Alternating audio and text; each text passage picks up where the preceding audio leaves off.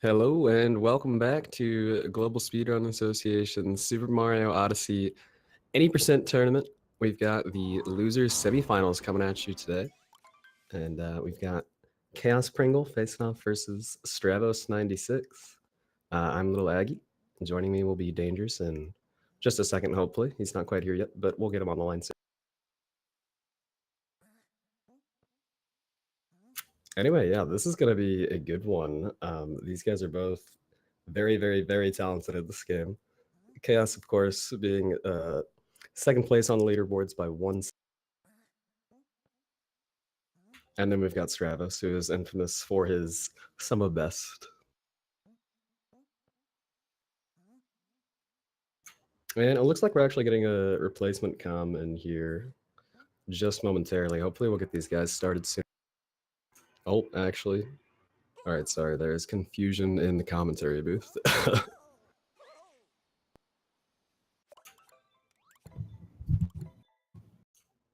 And I think we have Dangers with us now. G'day, g'day, g'day. How's it going?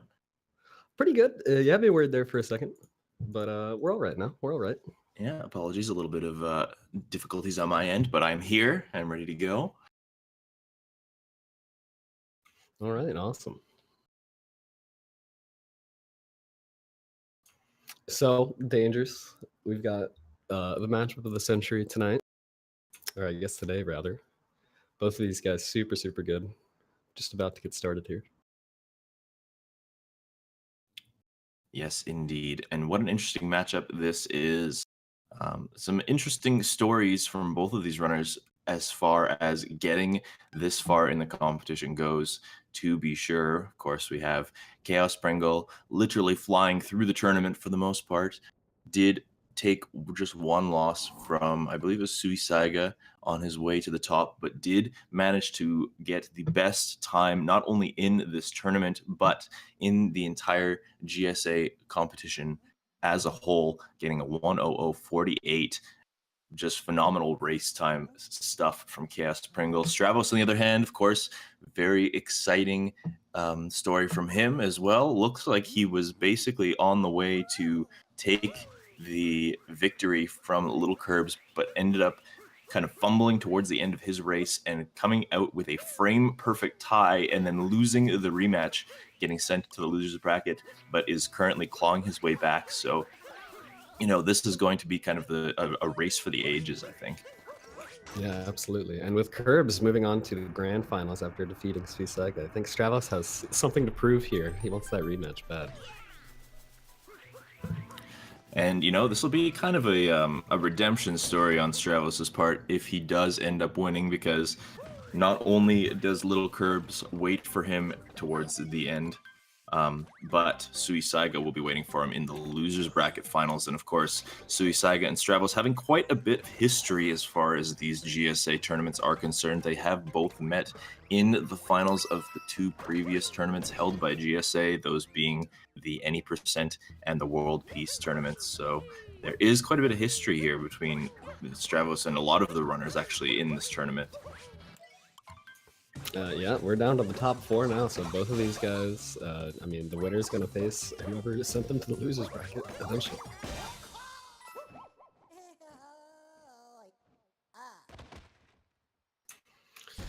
Flying through cap here. I saw Stravos had a little bit of trouble in Frog Room, but nothing too crazy.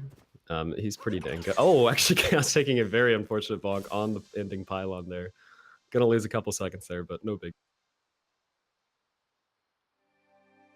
Yeah, I've done that myself. It's kind of frustrating. You know, you think you get that nice cap throw out, and instead you just kind of take a little head bonk there. So,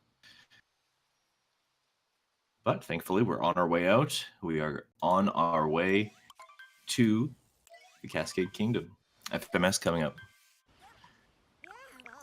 Yep, and we'll see if these guys opt for either the wall jump strat or the wall jumpless variant of this water FMS.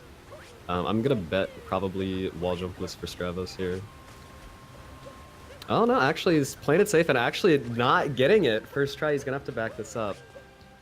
A second try at the backup. Meanwhile, Chaos going for the wall jump and getting it. And while Stravos is having a lot of issues here, he's getting sunken into the water. The current is really messing with him right now. But okay, he does eventually get up. That is a major time loss for something that is usually not too much of a worry anymore. And I think that maybe that is why we saw a little bit of scariness as far as this was concerned. Potentially just, you know, used to getting it on the first try, but a little bit comfortable with the idea of getting it right away. We are seeing a little bit of shakiness from Stravos coming out of this this first kingdom here. Already taking damage in the Madame Brutal fight as well. Yeah, definitely looks like a case of a bit of race nerves. Understandable. We're definitely getting to the tail end of this tournament, so he's got a lot of time to settle down and make up a lot of ground, though. So still only about, I don't know, 15 seconds back or so.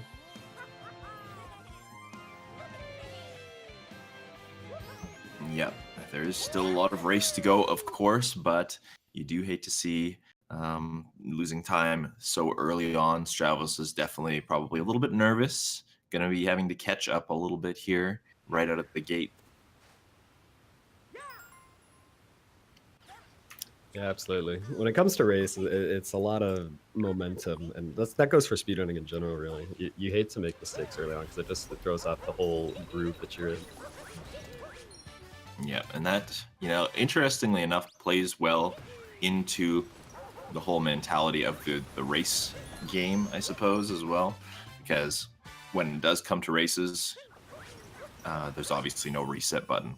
Whereas when you're doing attempts on your own, you can kind of just cut the race off whenever you feel like it. Well, not the race, rather, the run.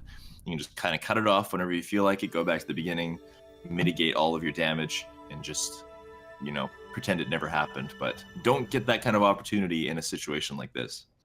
Exactly. And we do see both of these guys having a clean finishing point to this cascade, both getting chest clip, no issue.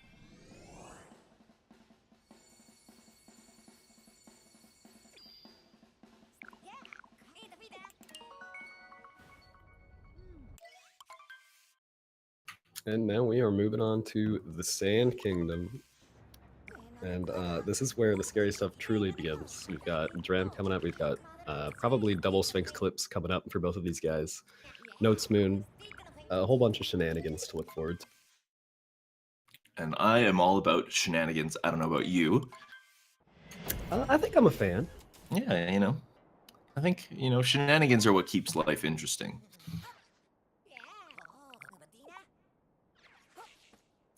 Exactly. And we'll see some camera shenanigans coming from Chaos right here. Now that's just to reduce any potential lag from the game having to look at the whole town at once. The game, like, it kind of loads stuff in based on where the camera's looking. So if you look at a really busy scene, you can get some frame drops and the game will run slower. You know what? This is kind of an interesting thing. I didn't really realize that this was an issue, but I have recently switched to a physical copy of the game in order to play on 1.0 myself, and I have very noticeably realized it for myself as a result. Digital didn't used to have these kinds of problems. There was no camera trickery in Metro or in Sand that you didn't need to worry about, but there is some visible frame drops, some visible lag happening at the beginning of Sand, and by looking down at the ground like Chaospringle did, you can kind of avoid some of that. Now, of course, the time loss is probably very minimal, but it does make a difference. Chaos setting up for Dram here. He's got the up throw. The platform cycle is good. He just has to time this motion control right. We'll see if he got it. And clean as always for Mr. Chaospringle. Stravos, meanwhile, going for the ice variation, gets the spin throw. Up throw into the bullet bill there. Looks pretty good. And he is going to nail it. Wow, very impressive. Now that ice tram is actually just a little bit faster than the more traditional variant that Chaos went for, but obviously, as you can probably tell just by looking at it, it's a little more complex. Yep, definitely more precise. I don't think you get quite the same leverage in your height as you would if you were to do it the way that Chaos did.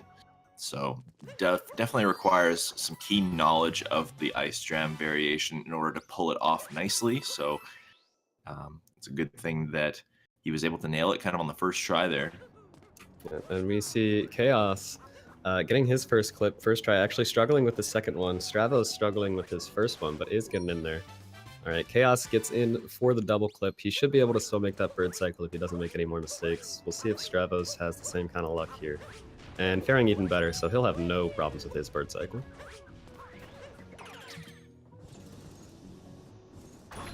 Yeah, and might have to chase it down on Chaospringle's side. Might just miss it a tiny bit, but not a big deal. We actually do kind of approach the oasis as the bird is passing through the first time, but he does do a quick loop around, so it does kind of cause an inconvenience, but is not necessarily the end of the world. Now, if you were to take maybe 5 or 6 tries, you might be missing the bird entirely, so that could be a problem. But Chaos might just be kind of missing out on some optimization here.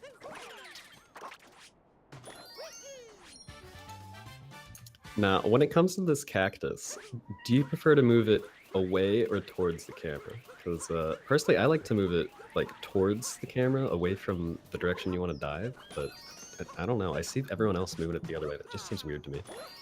Now, it does seem kind of counterintuitive and against your nature to do it the way that you've seen Stravos and Chaos do it here, but I think the idea there is that when you exit the capture, I think Mario naturally wants to come towards the camera. I think that's just kind of something about that capture.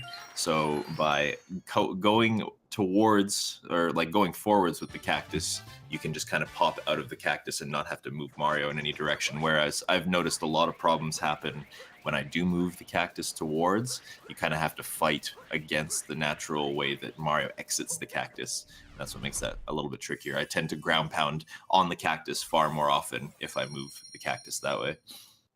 Interesting. We see both of these guys getting decent notes moon. Stravos actually getting the 1 spin throw.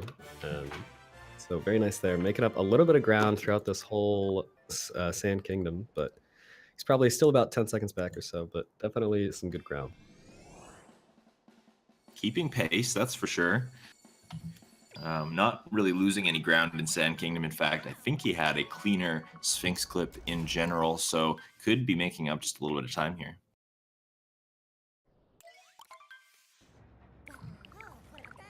And now moving on to Late Kingdom, where we will probably see some late clip shenanigans from at least one of these guys. Chaos did go for it in his last match. I'm not sure if Stravos went for it in his. You know what? I think I have seen Stravos kind of take the easy route here. Knowing he's up against Chaos, though, we never really know. I think that Stravos has kind of been a wild card as far as this late clip is concerned. Does it in certain situations, but not others. See, he has been struggling in this early game a little bit, especially in Cascade, so maybe he's going to take it easy to kind of try and relax himself back into a good run here. We do see Chaos setting up for it now, and actually having trouble getting the right angle, but he's got it now. So, okay, he does have to get this checkpoint with an up throw, and he does get it, so he is in the clear. Meanwhile, we do see Stravos opting to not go for it, just going with the traditional Rango Lake route here. And that is kind of the safe, consistent way of going about this kingdom, of course. Now, late clip, if done completely optimally, will save you somewhere in the ballpark of about 5 seconds in late kingdom, with an additional 2 extra seconds of time saved later on, based on the fact that Cappy has a little bit of a dialogue every time you open up the map, or sorry, not every time, but the first time you open up the map and initiate a warp. So altogether, saving about 7 seconds optimally, but that, of course, does require an extremely fast setup. It did look like Chaos had a little bit of trouble, so might be just keeping pace with Stravos here in Late Kingdom, and we won't really know until they approach their Odyssey. Yeah, if I had to guess, I would say that Chaos maybe got away with 1 or 2 seconds there, but definitely not any more than that.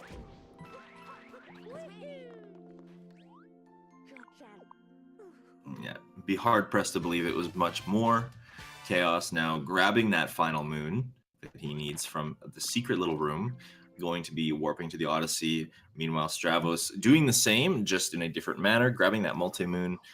And it does look like Chaos still clings to a lead here.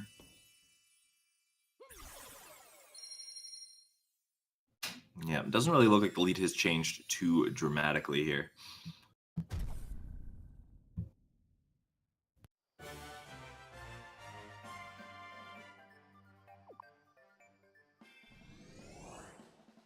But of course, as we head into Wooded Kingdom here, we all know what trick could potentially flip this right on its head immediately.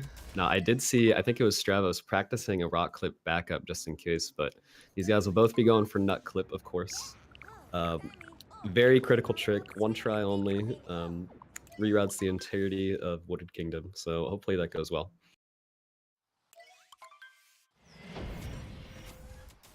Yeah, we can only hope, of course. We have seen some very drastic things happen according to this nut clip. Chaos actually taking a round trip around the rock there, just showing off a little bit, maybe. I don't know. Just having a little dance, you know. Yeah, Kitten's a rather big favorite of just kind of messing around in the Wooded Kingdom. You got to have some fun, in my opinion, because this kingdom can be rather nerve-wracking otherwise. Of course, of course.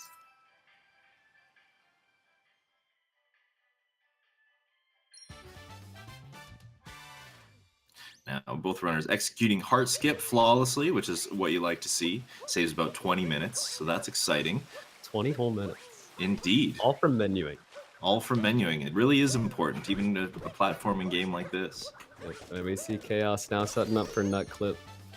The wee who seems to be true to me. We'll see if he goes through this wall, and he does. Stravos doing the same. And they're both through. Now we just got to worry about the out-of-bounds movement here. Oh, actually, Stravos taking a little bit of trouble there. Oh, man, he can't get this angle right. He's really struggling to get this wall jump. So what you have to do is you have to do a bit of a very short distance cap throw, and it has to be far enough away from Mario to actually initiate a cap bounce, but not too far away so that you can't just like lean into it immediately. It's very awkward. Luckily, he does eventually get it, and even goes for the rail boost right at the end there. But definitely a bit of a struggle for Stravos. Yeah, just looked like he was throwing his cap rather in the wrong direction.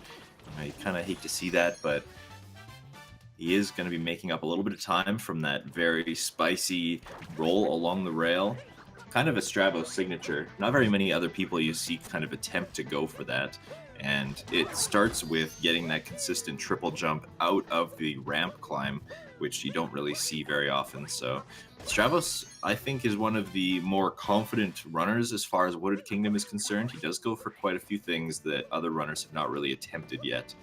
So it is very kind of exciting to watch Stravos run a Wooded Kingdom specifically. We might even be able to see some sort of insta-nut shenanigans on this crumbling tower moon coming up here.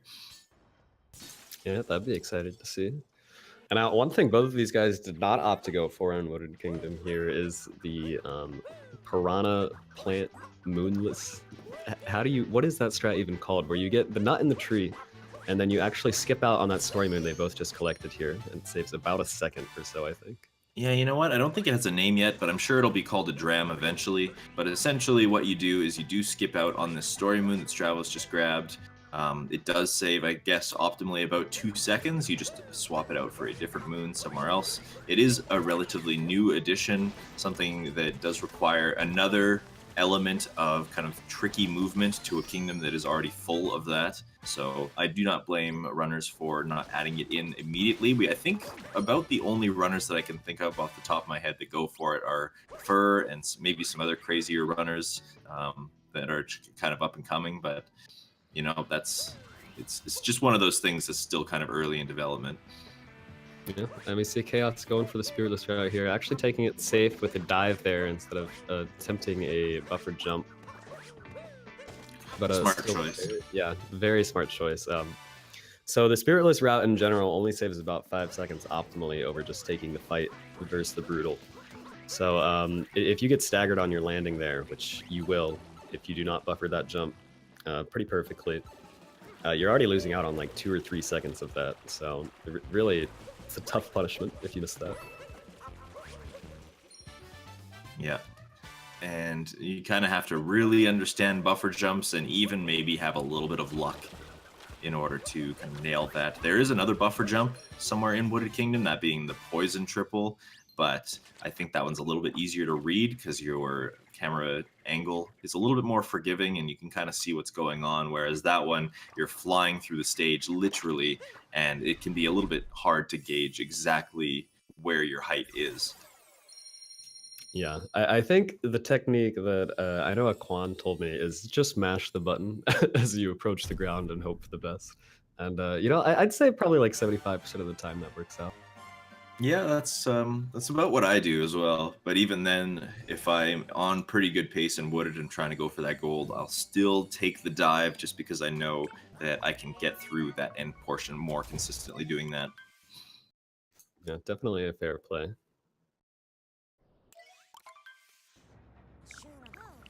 Both of these guys having a very strong finish to their road. No issues in the flooded pipeway sub area, so that's good to see. Yep, that being kind of the final hurdle, I find that it can be pretty consistent once you understand how that room works exactly. So good to see that they pulled it off nicely. And into Cloud Kingdom now. Just a fun little place, fun, jolly place. Bowser waiting for us here. You know, gonna be doing us a little bit of a bamboozle, I would say. But, you know, this is the kind of thing that we expect these runners to kind of pull out rather flawlessly, no issues. But anything can happen, really. Yeah, this is definitely one of those segments of the game that can catch you off guard if something goes wrong, because it so infrequently does go wrong. But if you miss one of these cycles, it's like a 10-second time loss, so pretty punishing. Luckily, it does not seem to be the case, at least on Chaos's end. We'll see if Stravos can replicate. Entering the final phase, did look like he missed one of the manips on that cycle, though. Oh, and strangely enough, missing the cap throw there. I'm not sure if maybe it just got caught by a different hat or if he was a little bit too late on it or something like that, but he is going to have to set up to just kind of do this the casual way, losing about 12 seconds here. Yeah, and that seemed to be like a really strange mistake. I'm genuinely have no idea what happened there for Stravos, but that's definitely got to be frustrating for him. Yeah, just allowing Chaos to pull a tiny bit further ahead.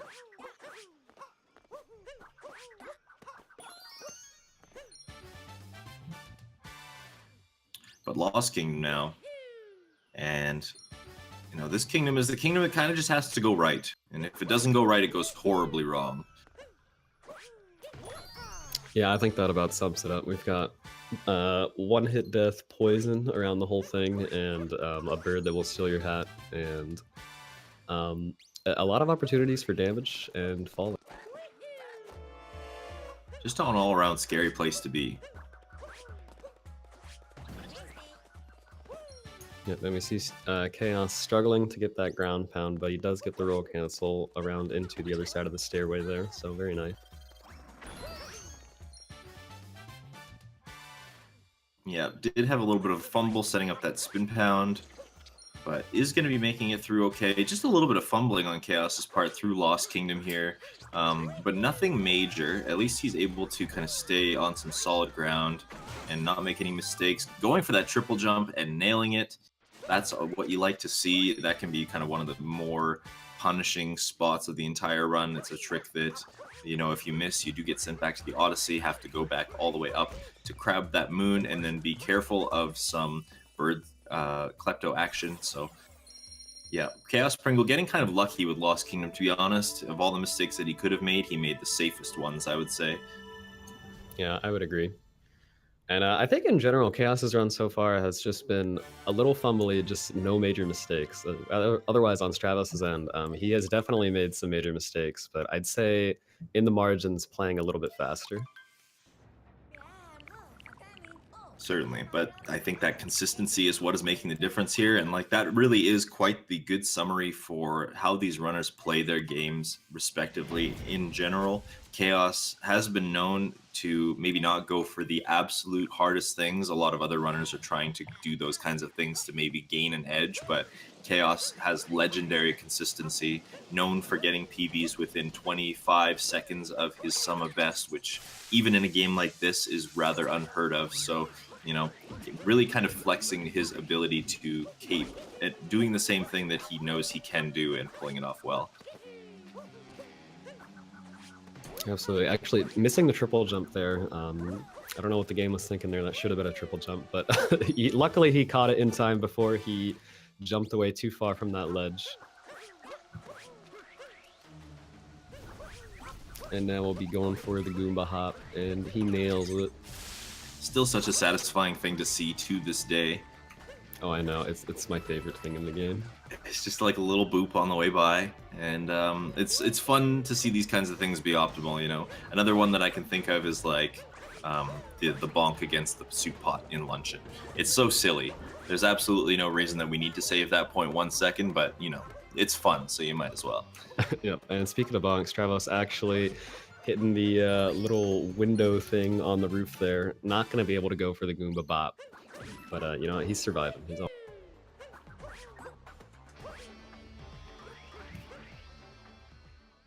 Yeah, luckily didn't fall off any buildings in the process. Didn't get to boop the Goomba, unfortunately. But it's fine, he's still alive. Climbing up City Hall now, Chaospringle at the top. And going to approach Mecha Wiggler. And we'll see if he's lucky enough to get a nice cycle. You know, you don't really see very many 3 cycles at this level of play, but you can get unlucky, you can get a nasty cycle, and it can give you some troubles. It is certainly a possibility. You never know until it's over. And we'll see how Chaos chooses to set the second phase up. Now, a lot of people like to either go really close to the wall or really far away from the wall to kind of eliminate these fireballs and then hopefully set up for some quick shots on every segment of the Wiggler. Looks like Chaos is a fan of being way far back there.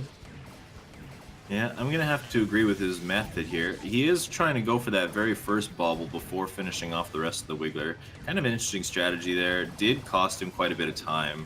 Now, the reason that I actually do enjoy starting from far away is because you actually lose out on some range. You can't actually reach the very top of the wall where the Wiggler likes to be quite often if you are standing really close. So being far away kind of helps with that, helps to mitigate that, and helps you to reach the top. You see Stravos is having a little bit of better luck with the bubbles, just the one remaining there. I think he might have saved a little bit of time over Chaos in general in this Mecha Wiggler fight. Yeah, and we see that now here's the benefit of being closer there. Now, both of these guys missed a single segment, and you saw Chaos attempt to go for the snipe on the head before finishing off the rest of the Wiggler. But if you're closer to the wall, it's a lot easier to kind of back up those missed segments quickly. Yep, that is true. Just because, obviously, the Wiggler is closer to you, it allows you to kind of set it up a little bit better. But, of course, this boss being notorious for having terrible hitboxes and giving people an overall hard time, so did pretty well for what they were given, for sure. Oh, and we actually see Chaos missing the scoot clip drive-by here. He's going to have to back this up. Okay, luckily getting it the second time around, so nothing too serious, but that is going to be about 5 seconds or so. Yeah, and that's one of the more tilting things to happen in Metro Kingdom. Happens right at the beginning of the day portion, and you know, you really do hate to see it, and I know how bad it feels when you do miss it. Backing it up can be quite the struggle.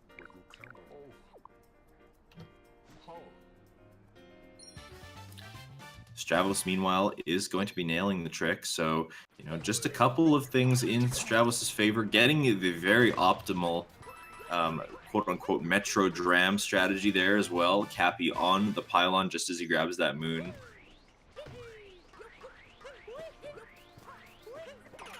Very nicely done. And we see Chaos going for the musician's early route here, nailing the exit from the girder there, which is probably the hardest part of this whole thing.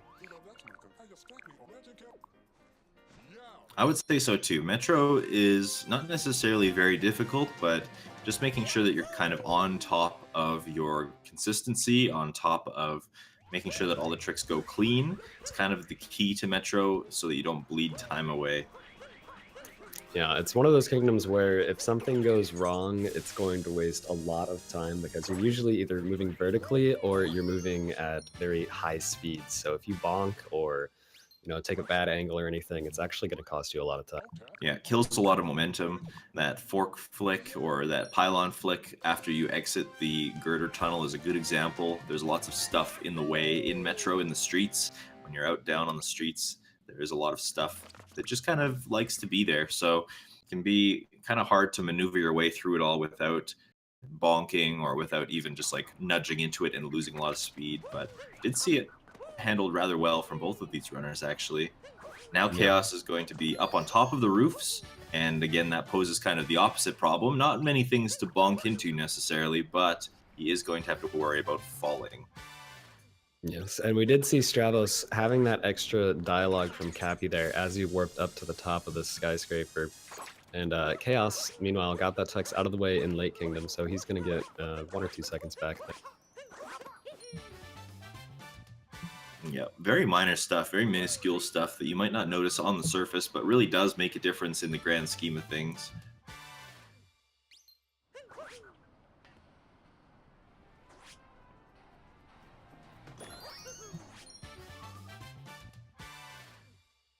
Looked like Stravos had a little bit of difficulty getting up to the top of City Hall here, just missing the timing on some of his backflips to make that happen. And didn't look like he was trying to initiate the spin pound off the top of City Hall, but didn't really get his spin buffers out properly, so is going to be having to just kind of dive down to this pool moon. Not a huge deal. Definitely could be some worse things happening in Day Metro for him, but he is kind of in the safer portion of this run, I think, or of this Metro Kingdom anyways. Just got to do this crowd room. Chaospringle leaving just as Stravos enters. Yep, and we did see Stravos, maybe getting a little nervous from the speed police that we hear in the background there. Luckily, he'll be jumping out of the city in just a second, so he should be able to evade law.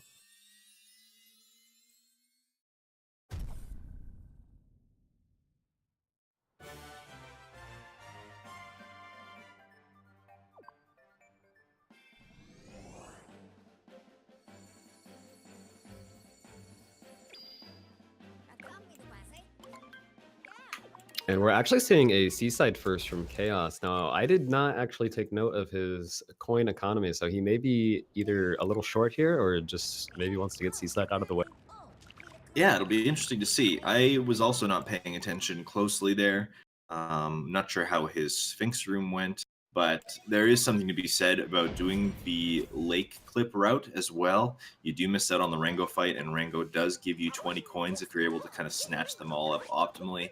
Does look like he is short on coins here, though, so it is making the right decision coming to Seaside first. Now, we have seen Chaos kind of take some creative approaches to being short on coins in the past. Of course, one of his more recent world records does have him going to Snow first by accident, and instead of going to the shop, going into the infamous Rango room behind Snowy Mountain. There are options there, but of course, going to Seaside and gathering those coins is going to be the optimal play here. So Chaos doing the right thing, but this is going to make things a little bit difficult for us as commentators and you guys as viewers at home, as far as who is in the lead until these guys have finished their respective kind of proverbial fork in the road. So it'll be hard to tell. Now, Seaside is a little bit faster in general, about a minute, I would say. So even though Chaos will probably be leaving Seaside quite a bit before Stravos finishes Snow, you know, that is just kind of a product of this kingdom being quicker. Exactly, and we do see Chaos nailing the Rocket Flower refresh strat, even getting the dive into the moon there, which is apparently optimal, as he told me yesterday. Actually having trouble with that last race, so maybe he's worked out some kinks on that end, so very nicely. Yeah, I think it's definitely optimal. It's just a bit risky is all, because you kind of have to line up Mario in a way that after you've done that ground pound, you're facing in the perfect direction. That can be kind of hard. Speaking of risky, Stravos actually going for the moon clip in Snow here and nailing it, getting straight into the loading zone. I think that's about a 2-second time save over having to go around the outside. Something along those lines. We used to think it was a lot less, but that was before we discovered that you could do a ground pound out of bounds into some tricky movement there. So, something that we only really see from Acrid. Only Acrid has really been crazy enough to go for something like that, but Stravos adopting it for himself and saving some time as a result. Yeah, and we also see him getting some good RNG in this room with that Spiny actually getting trapped on that centerpiece there. Now, it looks like that would be slow, but it's actually faster for that to happen because you can move towards the moon's spawn platform as he kind of falls into the ground there. Yeah, and just like a lot of other cutscenes in this game, it is initiated by the camera, and the camera is actually closer to where it needs to be if you are further along that platform. So a combination of both of those things kind of makes that just slightly more optimal. And another good instance of RNG with these Goombas. All coming to join the tower nice and friendly. Yeah, and you know what? RNG doesn't really have very much hold in this game. I can think of maybe a handful of situations where RNG actually does play a role, but Snow Kingdom surprisingly has the most RNG out of any other kingdom. Being these two sub areas, the placements of Spinies and the placements of Goombas is essentially all up to RNG. And while it maybe is not run killing if anything goes wrong with the RNG in Snow Kingdom, it can definitely work in your favor to save a couple of seconds. Yeah, absolutely. This Snow Kingdom has just been beastly from Stravos overall. I don't think I've seen a single mistake from him on his end. Yeah, just one bonk in a hallway is all I saw. But aside from that, he is flying through the stage, even going as far as to get the moon clip here. So with a perfect snow dram, we could be seeing a very solid Snow Kingdom from Stravos and probably going to be saving some time. And we see the setup now. Hopefully he gets this first try. And very nicely done. Perfect vault vectoring there. Just like that, that is the kind of Snow Kingdom that Chaospringle is going to have to emulate in order to save time because it was very clean. We probably won't see Chaos go for the out of bounds movement, so that already is going to be kind of in Stravos' favor. And he is known for a very good seaside as well. So we could see this race get just a little bit tighter through these two kingdoms. Yes, I would say as a whole, Stravos' Snow definitely showed up Chaos' Seaside there, but personally, I think Seaside is probably the harder of the two, just because it's so different from the rest of the game. Yeah, I mean, I would say that Snow definitely has a little bit more dangerous situations in it, but it's all kind of comes down to precise movement where Seaside, the optimizations in Seaside are relatively different from the rest of the game as a whole. You've got this kind of weird climb up the side of the cliff that Stravos is doing here. Then you've got the Rocket Flower refresh, and then the second half of Seaside is essentially just fish movement. And while that is pretty easy to do on its own, it's also really easy to take some bonks in some unnecessary places. So, definitely an opportunity here for Stravos to kind of bleed away time in Seaside, but he is again the master of Seaside. For the longest time, he was essentially the BTT example for Seaside, so it'd be interesting to see if he can kind of pull that off here. You notice Chaos actually missing the Goomba grab there. Lucky that the Goomba did not suicide off the edge there. That can happen if you're very, very unlucky. Yeah, a very weird circumstance. Not one that you like to see, and it does happen on some good PB pace runs to a lot of these runners, and there's nothing you can really do. You just kind of have to deal. Luckily not happening today. Yep. Thankful for that one. Stravos nailing Rocket Flower refresh just like Chaos did earlier.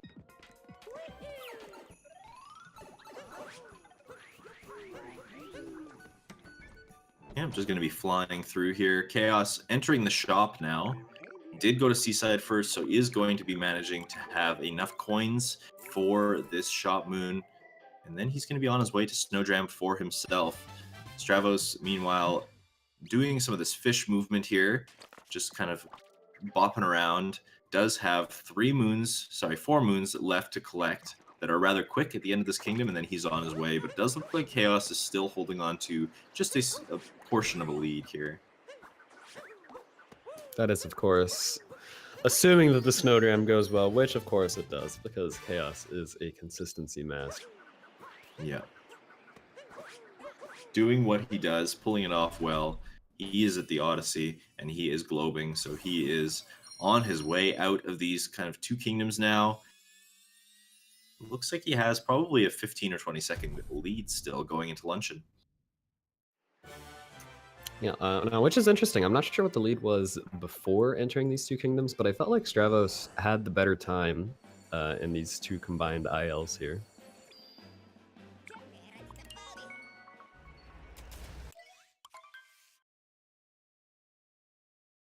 Yeah, and if that is the case, you know, we might see Stravos just slowly kind of pulling the time back. I think that is kind of the case for Stravos, is that overall his sum of best likely a little bit better than Chaos's all around, but you know, it's the consistency that really does matter in a situation like this. So as long as Chaos is able to play clean, he should be able to hold on to this lead.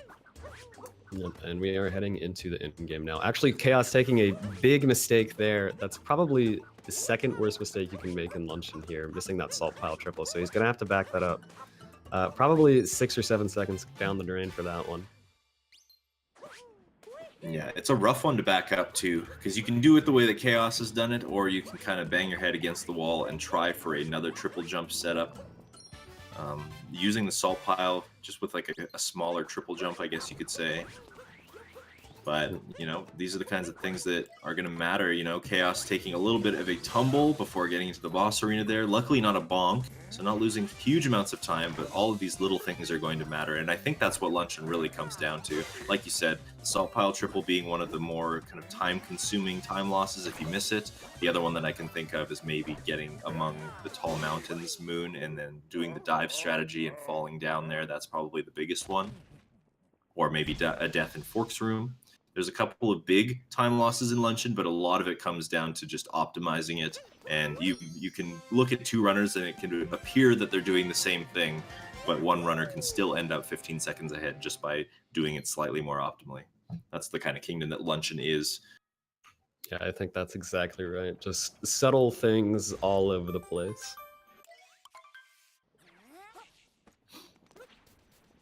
But Stravos definitely having a much better time in this opening segment. Only about 1 story moon cutscene behind now.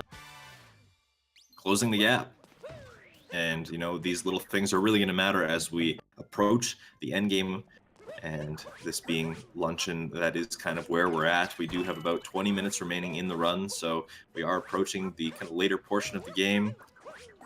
We see Stravos actually having trouble getting around that corner, taking a wall slide, so a little bit of time lost there. Luckily, he still made the cycle and was able to get the rest of that room done pretty cleanly.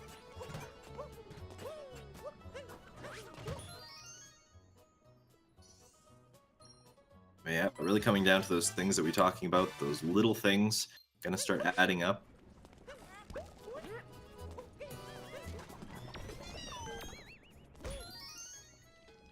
Here comes that optimal bonk against the soup pot that we're talking about here. Very cute little strategy. Do really enjoy doing it myself. Now, the idea there is just being as close to the ground as you possibly can. Oh my god. Actually, Stravos having some trouble getting his stew to his liking. Yeah, having a little difficulties with the cooking there, you know. It doesn't come naturally to everybody. As a chef, what do you think the issue was there with his cooking technique? Now, if I had to guess, I think that just improper technique, you know. It does really take a little bit of time to kind of nail down turnip handling as a professional chef. So I don't blame him. It's a tricky strategy. Yes, personally, I'm too scared to even attempt to handle turnips myself, at least in the real world. You know, they can be spicy. You can get some spicy turnips out there. Sometimes you just don't know what to do with them. Yeah, meanwhile, oh, actually Stravos not getting a homing throw somehow on that fort capture. Luckily, getting the one on there, that one's the real dangerous one. If you miss that one, you are dying. But a little bit of hiccups, probably lost all of that time that he saved in the earlier portion now, which is quite unfortunate for Stravos here. Yeah, it's really too bad. He did kind of blow any chances of making up huge amounts of time in Luncheon Kingdom by the looks of it. Chaospringle setting up his turnip clip and getting it first try with the kind of Kobe throw as well. What you like to see here for sure. Stravos going to have to follow suit. Did have a bit of a weird setup. And actually kind of fumbling getting off the top of this mountain here. That's super unfortunate. His angle that he threw his turnip made it really awkward. Oh, actually colliding pans midair. That was cool. But luckily, at least... Oh, no, wait. I'm surprised that didn't turnip up. He's having a lot of issues with turnip-related tricks in this game right now. No, he's indeed getting some spicy turnips. It's really unfortunate. Meanwhile, Chaos is indeed a master turnip handler, not really encountering any issues at all with the turnips. That is going to result in a much nicer luncheon for him, an unforgettable one, in fact. The only real problems I saw from Chaos perhaps being that very initial salt pile triple, so he's going to be happy coming out of here. Meanwhile, Stravos does just have a couple moons to collect before getting to this multi-moon at the top, but I'm pretty confident in saying that Chaos is going to be kind of the happier racer coming out of Luncheon in general. Yeah, I think that's a certainty. It's certainty, especially since his mistakes were more earlier on, so he had a lot of time to kind of cool down and get a strong finish there. Certainly. Not getting tilted is the name of the game in speedrunning, of course. You do really have to keep a level head in order to make sure to kind of progress through, especially in a race situation where resets are off the table. Now, Stravos... Oh my god, Stravos actually falling into the soup, taking some damage there. At least there's not going to be a damage refill on a multi-moon cutscene, but that is a tilter right. Just kind of capping off a very unfortunate luncheon from Stravos here. You do hate to see that, but I think that can kind of happen sometimes as you jump out of that meat capture. You can buffer a jump just so that you do not get your cap throw out of it. Very kind of sad situation, but it does happen. And into Ruin Kingdom now. What a wonderful place to be. Indeed, indeed. The calm before the storm that is Bowser's and Moon Kingdom.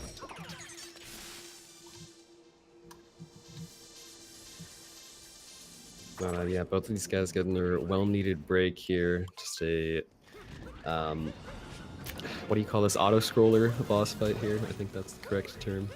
Yeah, essentially. Not really anything you can do to speed this up, with the exception of some damage boost strategies to get on the dragon's head nice and quick. But aside from that, you just kind of have to chill. And, it provides us a perfect time to talk about our sponsor, of course, Vi.gg. If you are interested in placing bets on your favorite runners, and of course we are getting down to the thick of it. Things are getting exciting. There's only 4 runners left. So these races could be very tight towards the end. Vi.gg is the place to go to place bets on these runners. Type !bet in the channel or click the banner underneath the stream. Of course, you must be legal gambling age or in a gambling legal country in order to participate, but a fun way to participate yourself at home. Yeah, absolutely. Get you more involved, get you some stakes. Absolutely. And a good way to support the runners too. Yeah, that too. Of course, other great ways to support the runners here is cheering or donations. All go towards the prize pools for these tournaments. Yep, very true. Any contributions to the channel typically do go to the prize pool at the end of the tournaments, so another good way to support the runners, of course. Did somebody say Twitch Prime? I didn't hear it, but could you tell me a little bit about Twitch Prime, Dangerous? Oh, well, this is a marvelous thing that has been developed by Twitch in the last couple of years, but if you have an Amazon Prime account, you can indeed link your Twitch account to gain a free subscription per month. Now, not going to force you to use it on anybody in particular, but what a marvelous place to use it, but Speedrun itself. And it's free, totally free. Yeah. About 1 a month, that's like 12 a year. Indeed it is. Can you imagine math being checks subscribed to twitch.tv/speedrun for an entire year, getting to use those fire clocks, getting to use those spicy emotes for an entire year for free? Personally, I'm partial to the Speedrun Cowboy. Yep. The Speedrun Cowboy is one of the classics, one of the bangers. Of course, you got the Speedrun Dab as well. Big fan. Of course. But anyway, I think we've killed enough time here. We do have Chaos out of Ruined Kingdom. Stravos exiting as well, but we are heading into Bowser's Kingdom now, where things get interesting. Yep, the heat is going to pick up a little bit here. We are going to see, this is where the platforming really kind of takes hold. We're out of the auto-scroller, back into the action. Now, I do like Bowser's Kingdom in general because even though it is a little bit of a tricky platforming kingdom, it does provide you with quite a bit of opportunity to kind of rest in between each of these story moons. So do some tricky platforming, get a 20-second break, and then on to the next section. So you're going to see Chaos grab the story moon here, this very first one. Very flawless execution of that first chunk, but he's going to be moving into arguably the hardest part of this kingdom, that being the shards portion. Yeah, I'd say it's a tops-up between Shards and Mech.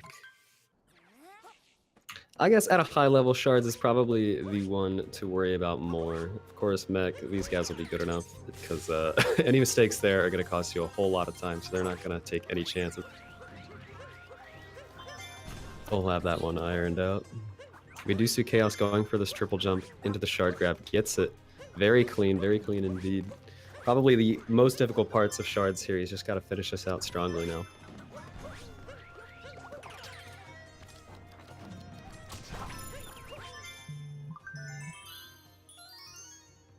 Getting that last shard nicely. Did get the nice dive back strategy there and avoiding any sort of time loss dram strategies, as they're called.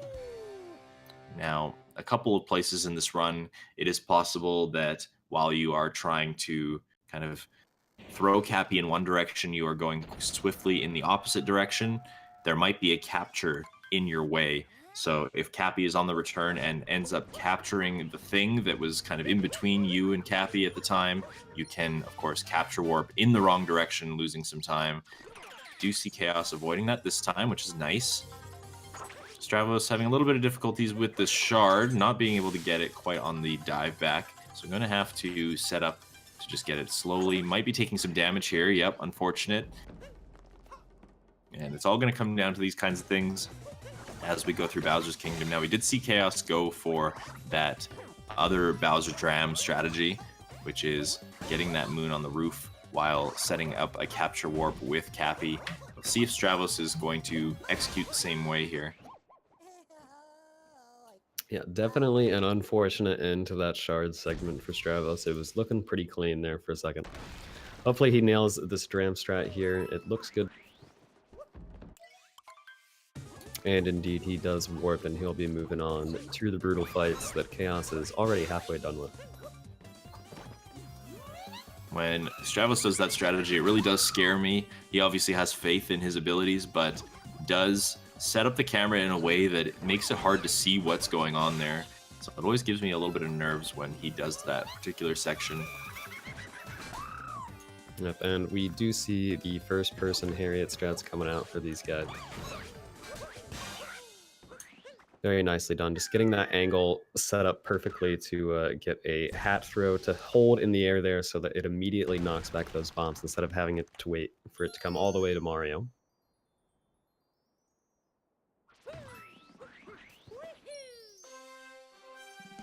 Yep, flawless execution on both parts there. Just a combination of kind of feel and some visual cues perhaps to set that up.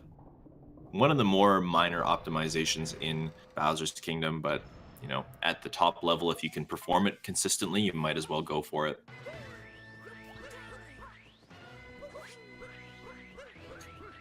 Yeah, absolutely. Why not? And another thing you might as well go for, actually, Chaos opting not to go for it. Not going to go for the triple jump around the corner there, but oh, actually having a lot of trouble. Oh, he's in trouble. Okay. Thankfully, gets the wall jumps there. Manages to survive, doesn't have to back up into the water or anything, but definitely a bit of a scary moment for Chaos there. Yep, and you know what's funny enough, something that we've seen from Chaos in these GSA races already before is this setup to the Crates Moon. He has had a little bit of difficulty setting it up, and it actually did probably cost him potentially the world record in one of these GSA races. That is the one race that he got, the 1:00:48. The only major mistake that he did end up making was this triple jump around the corner.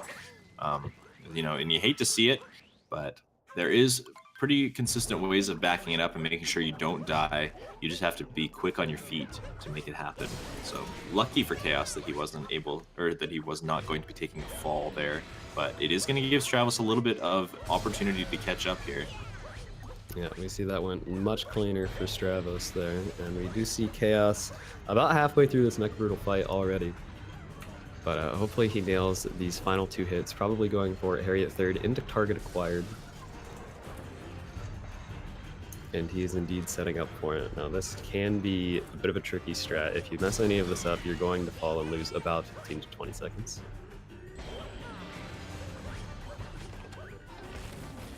And mess it up he did. He got a dropped dive input, and it made his dive just a little too late. Now, with that target acquired, you do have to get those dives as fast as possible to get it to work out. So he's going to have to wait out this cycle, wait for a bird to drop, and climb all the way back up. And this is Stravos' chance here, but he actually messes the climb up too, and he is now going to have to wait for a cycle as well. Yep, the second hit not going the way that Stravos wanted there. So probably to Chaos's benefit, I would say. Now, the second phase being one of the trickier ones to kind of back up.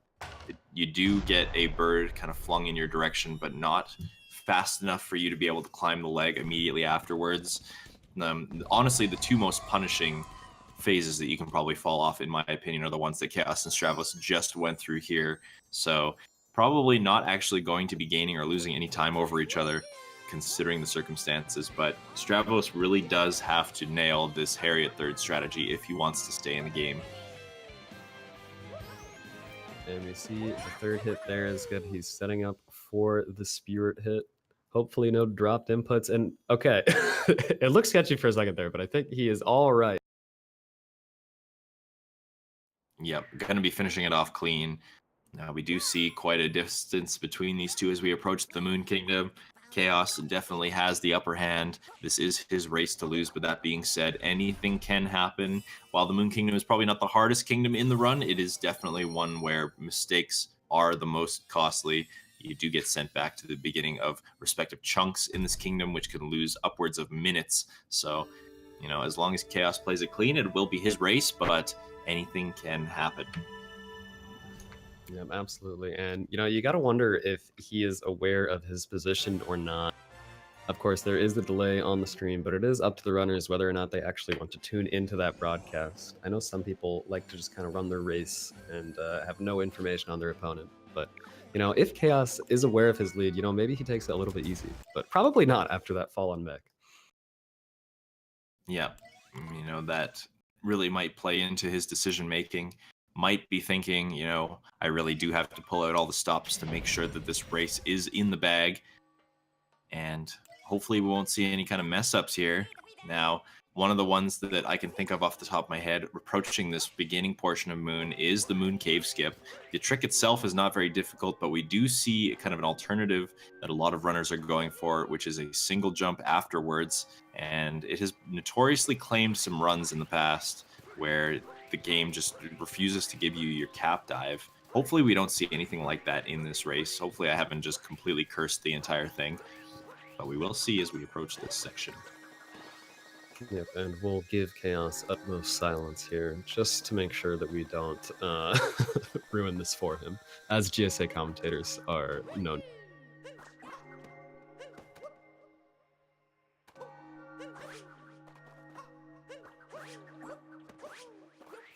All right, and he survives. Very nice. All right. Moment of silence definitely on Chaos' side there. So you did see him do that quick turnaround into the single jump. And I think just the geometry of that particular chunk kind of makes it harder for the game to register that you are actually on solid ground. And sometimes it can eat your cap dive, which can be unfortunate and very costly, of course, because you're basically plummeting to your death. But Chaos going to be getting out of here just fine. Stravos having just a little bit of issues grabbing the rocket flower, but he is all right. Actually going for a very different moonskip setup here, but working out just fine for him, assuming he gets this last jump. And he does. Looked a little close for a second, but he's all right. A little bit scarier than I would have liked, but Stravos knows what he's doing, making his way through Moon Kingdom again here. Chaos is about 2 Bowser phases ahead of Stravos here.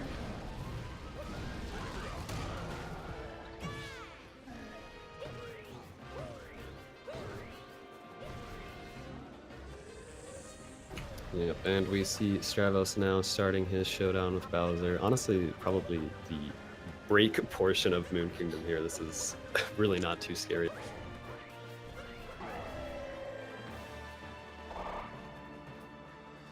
Yeah, this being kind of just a refight of the one done in Cloud earlier, with the exception of this fire-breathing section in between. It actually does make this fight just a touch easier, in my opinion, because you don't have to worry about manipulating Bowser. Oh no! Why did I say it? Stravos actually just took a cycle there. And you know, strangely enough, Stravos having a lot of trouble with this fight just all day today. Yep, missing a cycle in Cloud Kingdom as well, so it seems to be a theme for poor Stravos.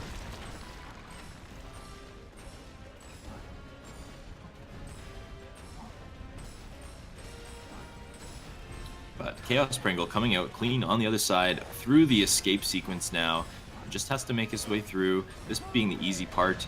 Going to be breaking open the bridge on the way to the 2D portion.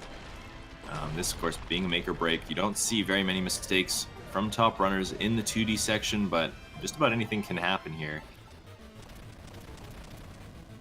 Yep, and we'll see if he flies through this nice and confident, and indeed he does. No hesitation on Chaos's end. Very nice.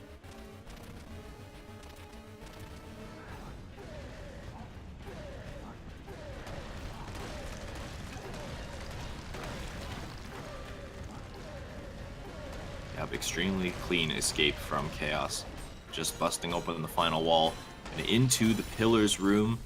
On pace for a mid 101, you know, and it's still basically within the escape sequence for both of these runners. Anything can happen, of course. If Chaos were to take some sort of catastrophic death, that would put Stravos in the lead at this point. Yeah, there is the possibility of invisible walls as you jump onto the final platform, but probably not going to happen. I've only seen it once or twice in my life. But boy, what a way to lose a run. Certainly. You definitely do not like to see it. Knocking down this final pillar here, busting it open. And he is on the final platform. I think it's pretty safe to say that Chaos has this in the bag.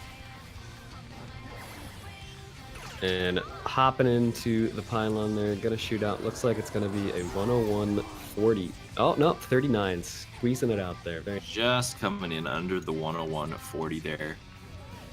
Solid showing from Chaospringle now. You know, a couple of things that did kind of not play into Chaos's favor. Bowser's Kingdom was a little bit rough for him, and just a little bit of spaghetti at the beginning portion of Luncheon as well. But aside from that, you know, very solid, consistent gameplay, the kind of thing that you do expect from Chaospringle. So, very good showing from him, and he is going to be eliminating Stravos' hopes of a rematch against Suisaiga, a rematch against Little Curbs in the finals, and that's actually going to be it for Stravos now. Yep, and we do see Stravos breaking this final cube here, hopping into the pillar. Gonna finish within a minute of Chaos's time with a 102, looks like 34. Yep. Yep, just coming in slightly under a minute difference time here. And you know, it all came down to just a little bit of consistency, I think. Chaos had the lead coming right out of the gate, with Stravos having a little bit of issues in Cascade with the FMS trick, and then from there it was just Chaos grabbing tiny little bits of time all the way through. Yeah, and we do have both the runners in the call with us now. So we'll start with Stravos right there. Tell us a little about that FMS troubles with the issue and how that affected the rest of the race. Man, I went for the safe strat, but you know, the thing about safe strats is I don't normally do that. So I ended up making a mistake on it and couldn't back it up. And I don't know, that just kind of affected my mentality throughout the whole run. Like I kept my cool for a while, but it drained on me. Yeah, absolutely. I think we noticed that you were very on again, off again throughout this race. You had some really good highlight kingdoms, and then it seemed like when you make a mistake in a kingdom, it kind of threw off the rest of it going forward. Yeah, like the Bowser fights were a real surprise. I messed up on both Bowser fights, and that's just because that's something that I didn't focus on practicing. Coming back from Call of Duty, I didn't think that I'd struggle with it, but apparently I would. Yeah, absolutely. It's always the weird things that come back and bite you. True. Anyway, Chaos, how about on your end? You had a pretty clean run. I think it was a little bit fumbly at times, but no major mistakes outside of the Mecha Brutal fall and maybe the Salt Pile triple mid.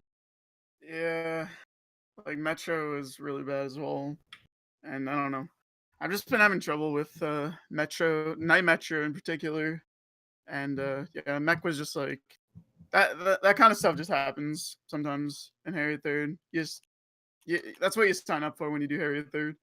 Yeah, So, sure. yeah. The drop Certainly. dive input. Yeah, so it wasn't that surprising, but yeah, race like late clip was I think I got like third try or something. That was pretty good, and Wooded was good. So I don't know. All the kingdoms I practiced were good, just like yesterday. I gotta practice more Metro though. But yeah, I had fun. It was a fun race. Yeah, And you well, will be glad to moving hear it. on. Let's go.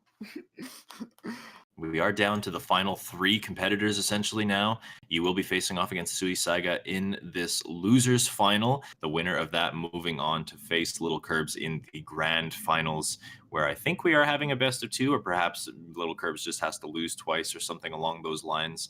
We will have more details about the finals as we approach the final. We'll have some more information. That being said, GG Stravos, you did put up a very good fight in this tournament, and 4th place is nothing to sneeze at. Yeah, I mean, it's finally a time where, you know, I thought my mistakes were actually my fault. So, I mean,